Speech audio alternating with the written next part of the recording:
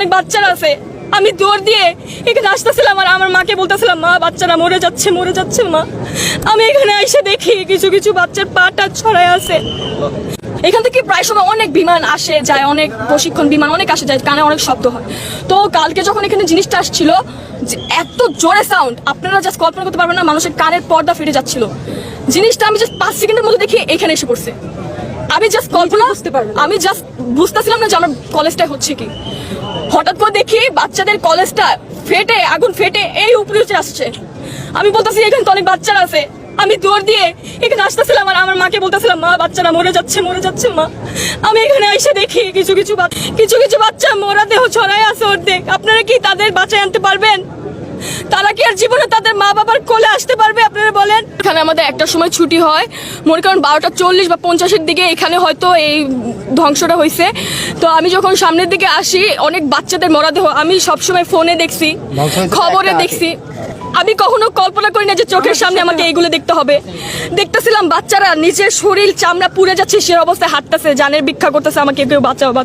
আপনারা কেউ বলতে পারবেন বড়রা যখন মারা যায়, হ্যাঁ ওইটা একটু হলেও কম কষ্ট লাগে, কিন্তু ছোট ছোট যে বাচ্চারা মারা গেছে।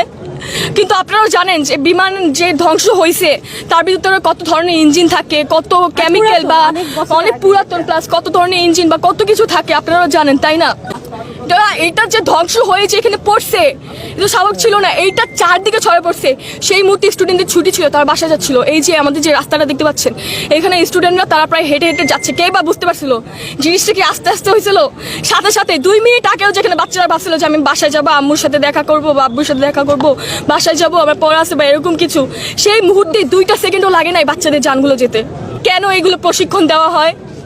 কোন দেশে বসবাস করছি আমি? কালকে কার ব্লেম দিব আমি বুঝতে পারতেছিলাম না। যে ছড়াচ্ছেন এটা 2013 সালের বিমান, আসলে সেটা না, সেটা হচ্ছে 1966 সালের বিমান।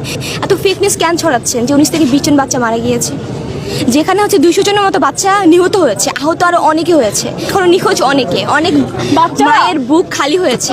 সেটাকে উত্তর কি আপনি দিতে পারবেন? 20 সালে 5ই আগস্ট আমরা স্বাধীন হয়েছি, আমাকে এটার জন্য আন্দোলন করেছিলাম যে যেখানে বাচ্চাদের সেফটি। সরকার চেঞ্জ হয়েছিল এগুলোর জন্য, আমরা বলতে পারবেন সরকার কেন চেঞ্জ হয়েছে?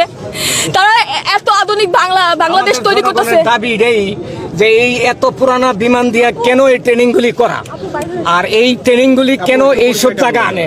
বাইরে এরিয়া আছে, দিনাজপুর আছে, পঞ্চগড় আছে, চিটাগাং আছে, এইসব জায়গা করাইতে পারে। এইসব জায়গা বাচ্চাদের উপরে কেন করলো এই জিনিসগুলি? মর্মান্তিক ঘটনা।